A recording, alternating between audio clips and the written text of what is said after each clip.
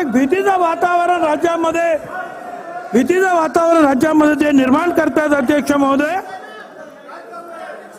अध्यक्ष महोदय हे थांबायला पाहिजे. अध्यक्ष महोदय आता हे सगळं झाल्यानंतर त्यांचं काय म्हणणं आहे? अरे भुजबळ साहेब माझ्याकडे बघून बोला ना. काय अध्यक्ष महोदय माझा आवाज तर मोठा करा मग. अध्यक्ष महोदय आता ते काय म्हणतात की मी उठणार नाही, म्हणजे यांचं आंदोलन चालूच. आपण मराठा समाजाला वेगळं आरक्षण द्यायचा ठराव केला तरी आरक्षण म्हणजे यांचं चालू. यांच्यावर काय बोललं की आम्हाला ते धमकी देणार. अध्यक्ष महोदय आता त्यांचं म्हणणं की आम्हाला हे आरक्षण नको, आम्हाला ओबीसीतच आरक्षण द्या.